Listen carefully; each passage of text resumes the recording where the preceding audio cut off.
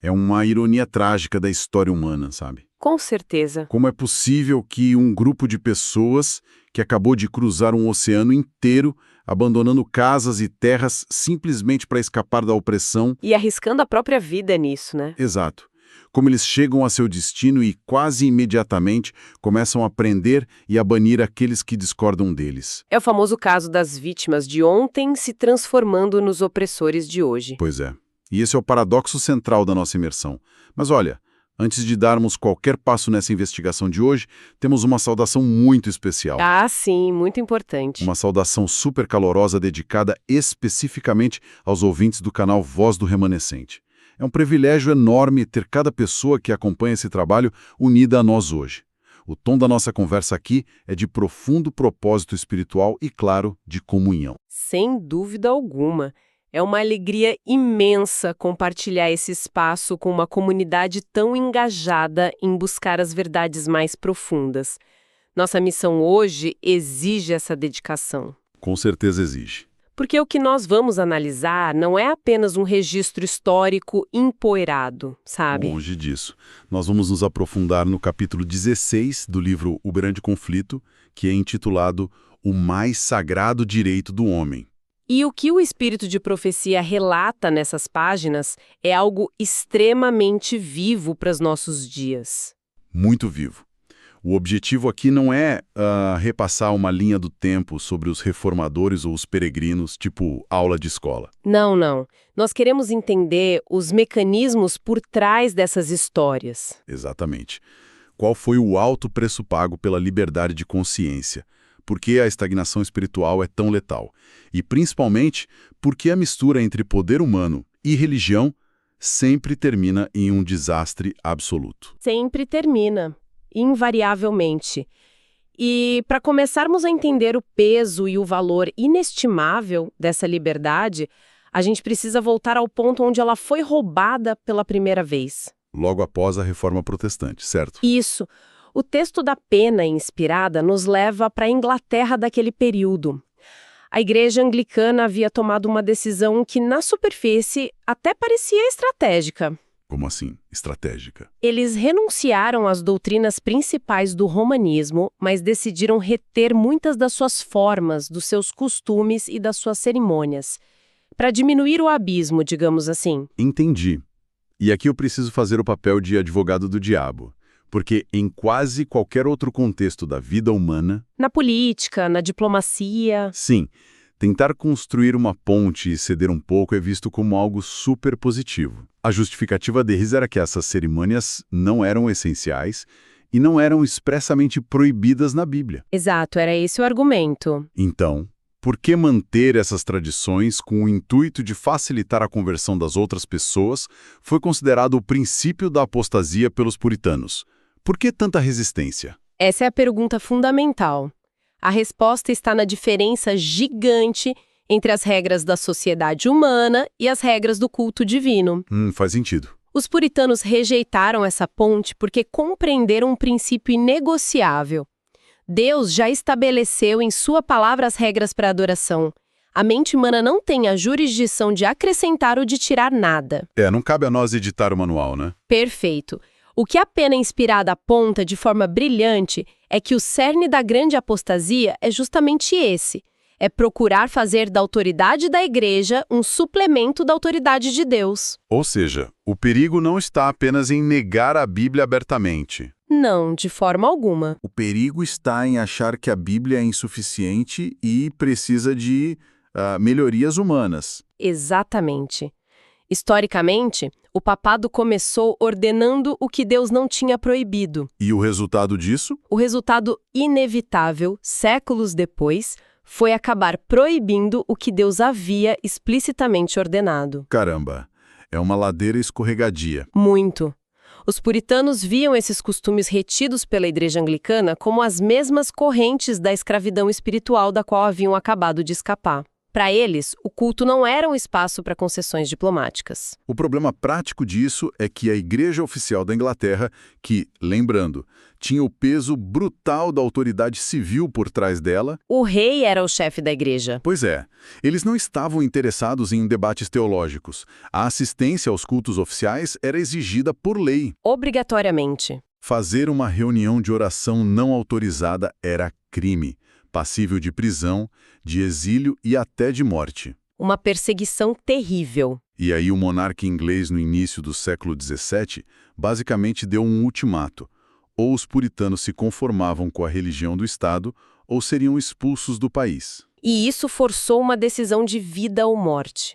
É aí que nós vemos a fuga dramática para a Holanda. Uma fuga que não foi nada fácil. Não, foi desesperadora. E a psicologia dessa decisão é fascinante.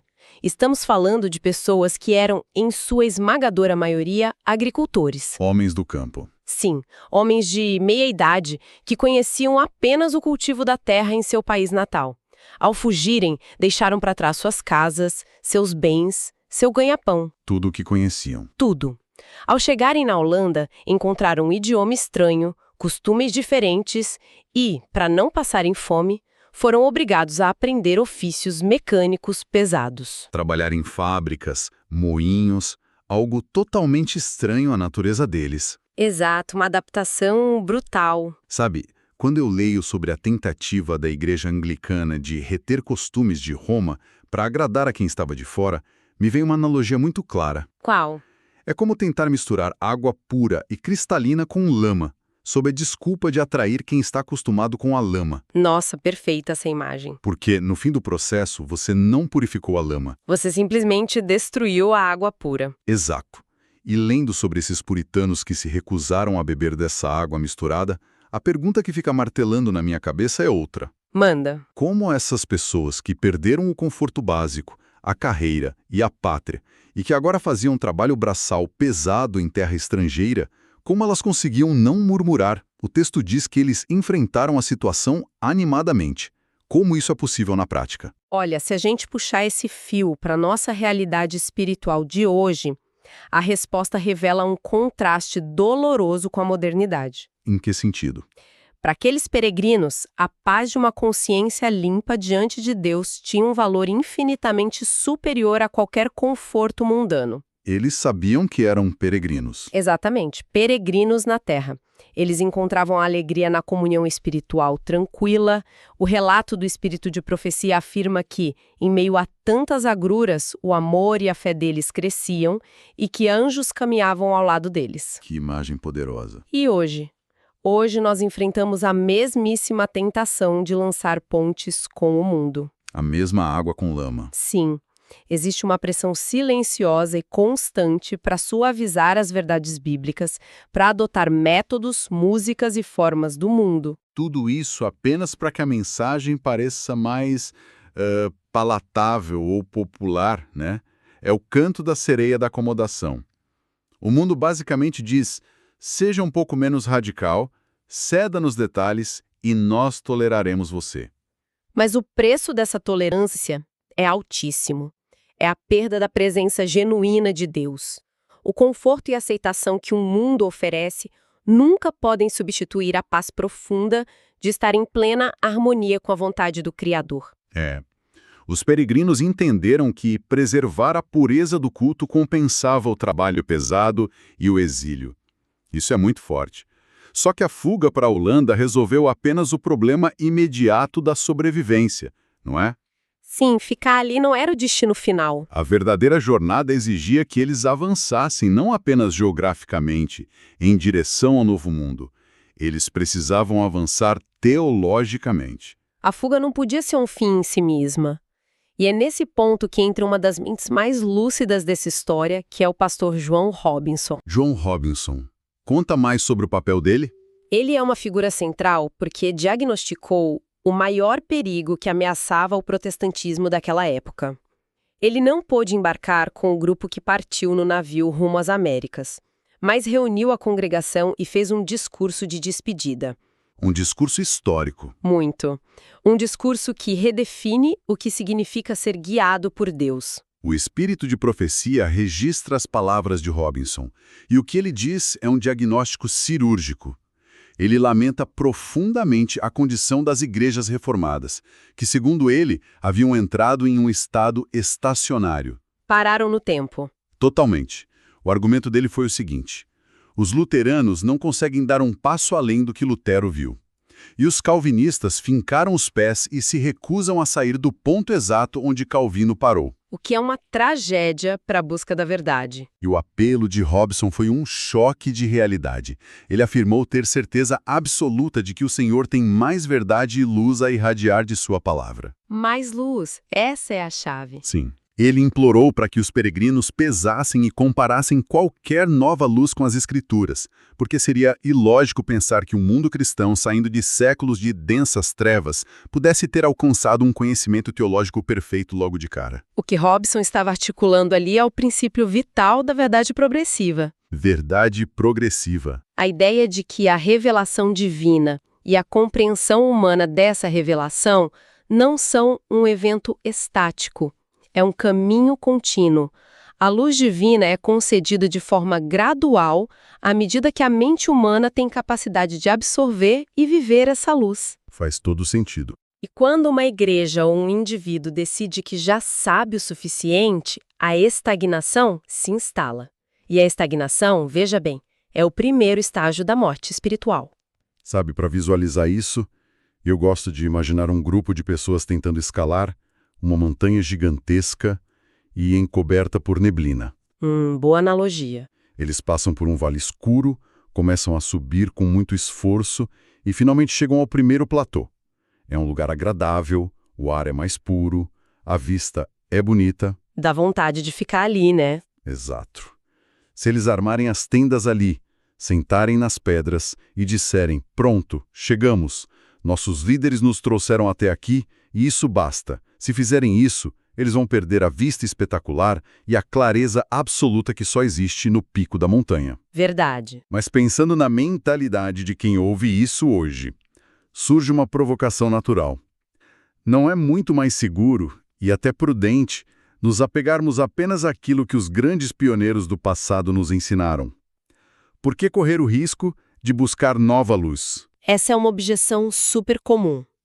Mas a instrução que encontramos na Pena Inspirada lida diretamente com esse medo. A resposta é que o porto mais inseguro que existe é a conformidade com o passado. Sério? O mais inseguro? Sim. Os gigantes da fé, os primeiros reformadores, possuíam uma luz extraordinária para o tempo deles e foram verdadeiros heróis ao vivê-la enfrentando a fogueira e a espada. Mas eles não tinham toda a luz necessária para a jornada completa da humanidade. Tinha mais montanha para subir. Passado. A herança teológica não substitui a experiência pessoal. A fé não tem como ser terceirizada para os avós, né? De forma alguma.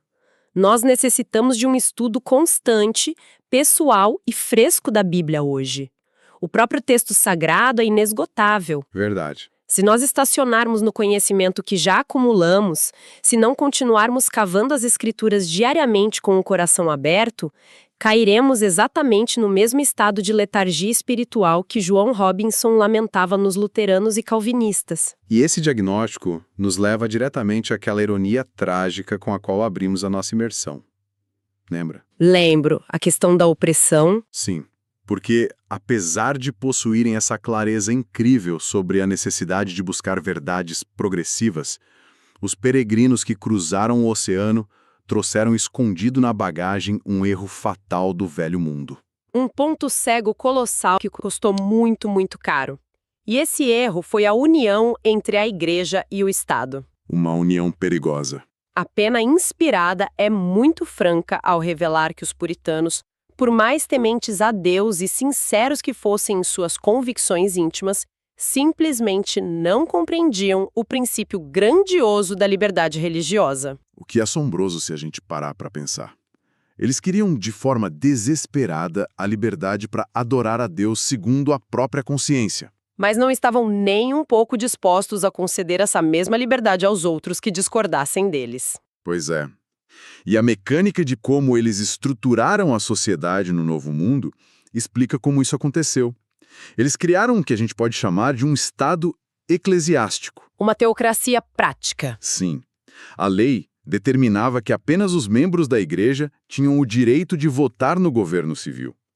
Além disso, o Estado exigia que todo o povo, membro ou não, pagasse impostos pesados para sustentar o clero. Isso é absurdo. E o pior de tudo, os magistrados civis tinham autorização para punir o que os líderes religiosos considerassem heresia. Ou seja, a espada do poder secular foi entregue diretamente nas mãos da igreja. Nós precisamos entender a psicologia por trás desse erro. Por que eles fizeram isso? Medo. Sim, e uma crença distorcida. Eles acreditavam sinceramente que o Estado deveria atuar como um escudo para proteger a pureza da igreja recém-nascida.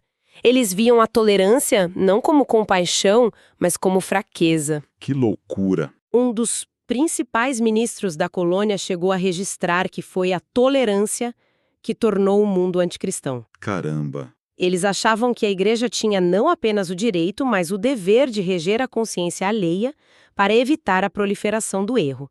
A Pena Inspirada descreve isso como um dos erros papais mais profundamente enraizados que eles trouxeram da Europa e não conseguiram abandonar. Mas os frutos desse sistema são inevitáveis, não é? Quando você usa o peso do Estado para forçar alguém a cultuar a Deus, você não está criando um cristão. De jeito nenhum. O máximo que você consegue fabricar é um hipócrita. Se a pessoa só vai à igreja porque tem medo de pagar uma multa ou de ser açoitado em praça pública, o coração dela continua totalmente intocado. Exato. O uso da força política para alavancar a religião só serve para arrastar pessoas não convertidas para dentro do corpo da igreja. Dessa seção do livro. Usar a coerção. Seja através de leis do Estado ou da pressão social. Ou até da manipulação e intimidação dentro dos nossos lares e relacionamentos íntimos. Usar isso para impor princípios religiosos vai em sentido diametralmente oposto ao caráter de Cristo. Totalmente oposto. Quando Jesus estava diante de Pilatos, ele declarou de forma categórica o princípio que os puritanos ignoraram. Meu reino não é deste mundo. O reino de Deus não opera com a moeda da força bruta. Nunca. E o mecanismo de corrupção é infalível. A união da religião com o poder secular, por mais bem intencionada que pareça no início, nunca eleva o mundo aos padrões morais da igreja. O que acontece é sempre o caminho inverso. A igreja é que desce ao nível do mundo. Exatamente. A religião se corrompe porque passa a atrair indivíduos que buscam prestígio político, vantagens financeiras, ou que simplesmente fogem da punição governamental. A igreja perde seu poder espiritual no exato instante em que agarra o poder temporal.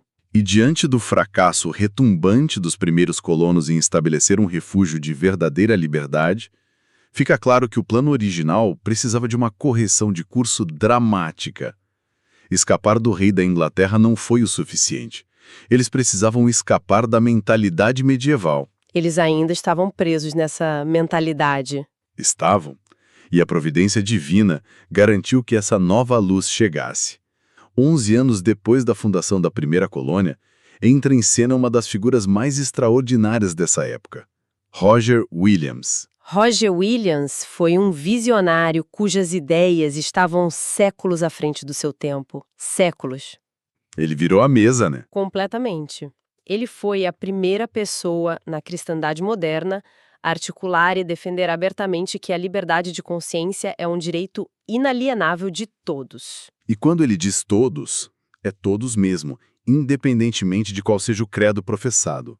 A clareza lógica de Williams é de tirar o fôlego. O argumento dele para separar as coisas foi muito prático. Sim, muito prático. Ele dizia que o magistrado, a polícia civil, tem a função de cuidar dos crimes entre os homens.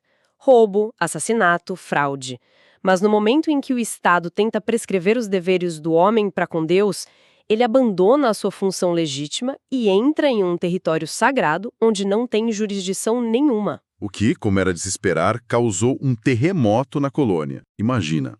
Lembremos que a assistência aos cultos era obrigatória. Williams reprovou essa lei duramente. O argumento genial dele era que obrigar pessoas irreligiosas a participar de rituais sagrados era forçá-las à hipocrisia, o que era um insulto a Deus. E os defensores da igreja estatal não gostaram nada disso.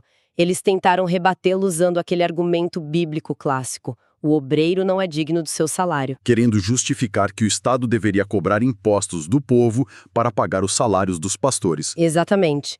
E a resposta de Williams foi um golpe de mestre. Ele simplesmente disse: sim, dos que o assalariam. Genial!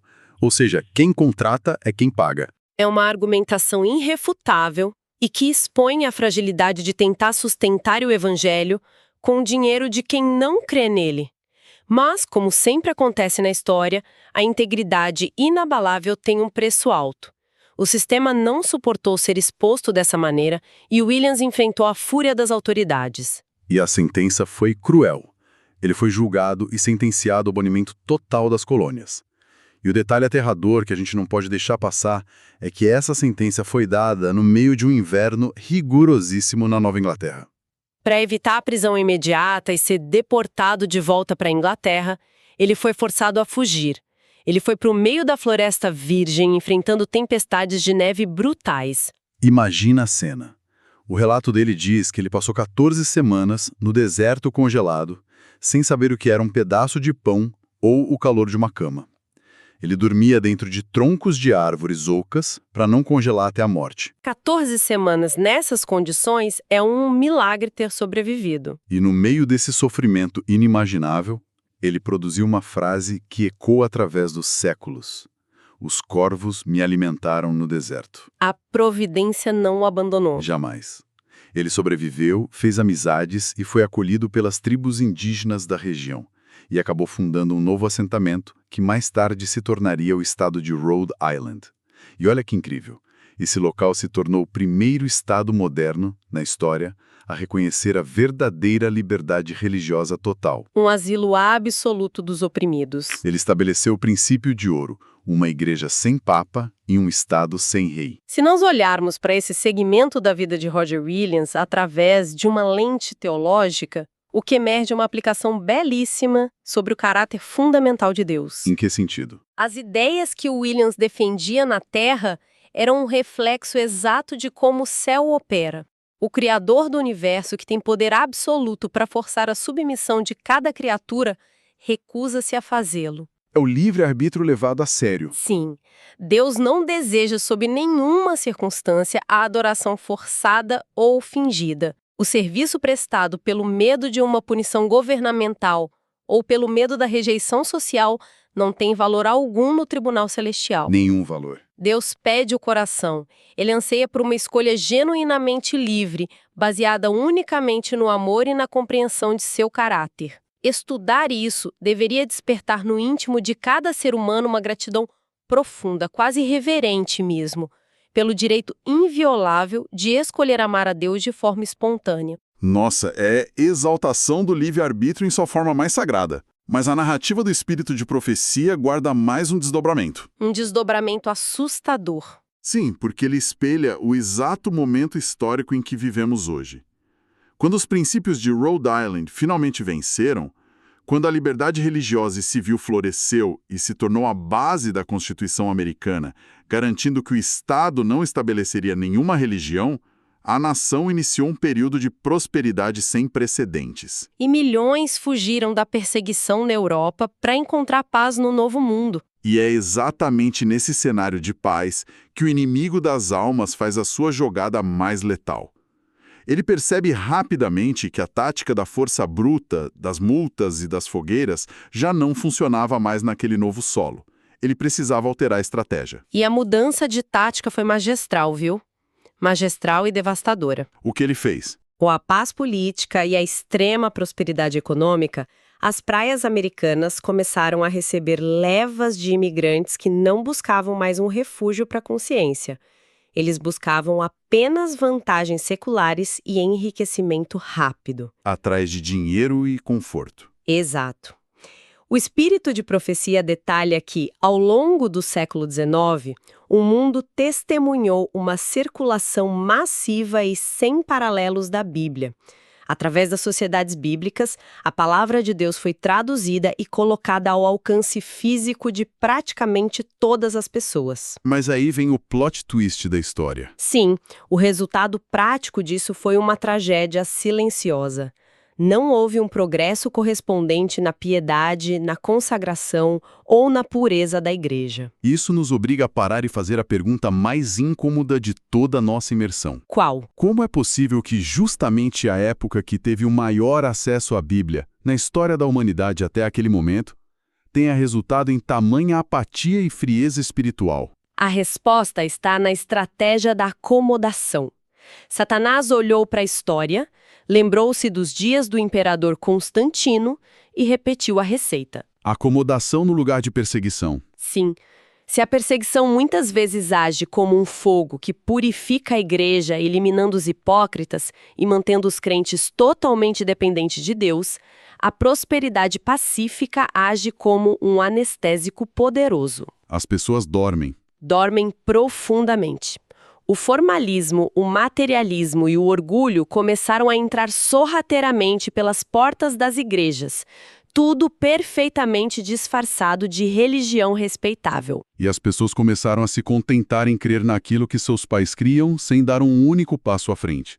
Como João Robson alertou. Exato, o inimigo não tinha mais o poder político para confiscar ou queimar as Bíblias em praça pública. Então, o que ele fez? Ele levou as pessoas a valorizarem tão pouco a Bíblia a ponto de simplesmente não a abrirem. Nossa, isso dói ouvir. Ele não escondeu a Bíblia. Ele a tornou comum e as pessoas perderam a reverência por ela. Exatamente isso. A Pena Inspirada chega a fazer uma declaração cortante sobre isso. Ela diz que as igrejas protestantes esfriaram tanto e retiraram tantos erros que se tornaram tão necessitadas de uma reforma drástica quanto a própria igreja romana estava nos dias obscuros de Lutero. É o perigo monumental dos tempos de paz.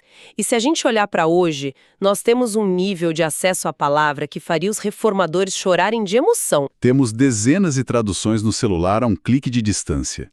Áudios, comentários. Mas a pergunta que sonda a alma é: nós realmente pesquisamos essas escrituras? Ou estamos nos contentando com vídeos curtos, leituras rasas e tradições que herdamos sem nunca questionar? É uma provocação necessária. Muito. A negligência do estudo profundo e pessoal da Palavra de Deus é a principal porta de entrada para a ruína espiritual contemporânea. A acomodação é o veneno mais eficaz porque age em total silêncio. Sem que ninguém perceba que está morrendo. Exatamente. Que retrato intenso e necessário. Nós percorremos um longo caminho na imersão de hoje e a riqueza desse capítulo 16 demanda muita reflexão individual, não é? Demais. E para amarrarmos as pontas dessa jornada, a história desses peregrinos nos ensina algumas coisas vitais. A necessidade imperiosa de fugir da acomodação mundana, mesmo que o preço seja a perda do conforto pessoal.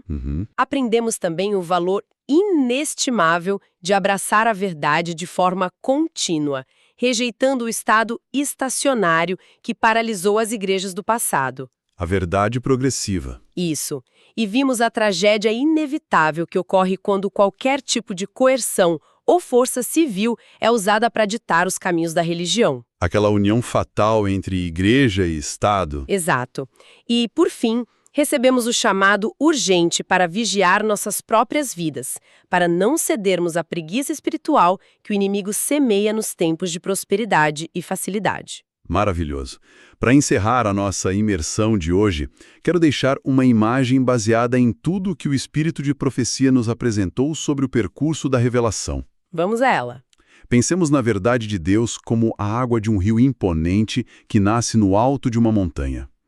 Enquanto essa água flui livremente, enquanto ela corre, desce pelas rochas e atravessa os vales, ela permanece pura, fresca e cristalina. Sede e traz vida abundante por onde quer que passe. Sim, e assim foi a experiência dos primeiros reformadores e dos peregrinos mais corajosos, que estavam dispostos a avançar rumo ao desconhecido e deixar a água fluir. Mas a história muda quando os homens tentam intervir, né? Muda tudo. Quando tentamos construir represas pesadas feitas de tradições humanas, ou quando tentamos usar as máquinas do poder político para represar e controlar essa água sagrada. Ou quando simplesmente armamos nossas tendas nas margens e paramos no tempo. Exato. Quando dizemos, pronto, já temos água suficiente represada aqui, não precisamos de mais luz. Quando isso acontece, esse majestoso rio é interrompido e se transforma em um lago de águas paradas. E todos sabemos exatamente o que o tempo faz com águas paradas. Elas estagnam. Criam lodo, ficam tóxicas e, lenta e silenciosamente, perdem toda a vida que um dia carregaram. Que o nosso compromisso diário com a busca pela verdade impeça que as águas parem de correr. Que as águas cristalinas da verdade continuem fluindo de forma viva, constante e pura em cada coração que anseia sinceramente por mais luz. Agradecemos imensamente a companhia de cada pessoa nesta jornada profunda. Até a nossa próxima imersão.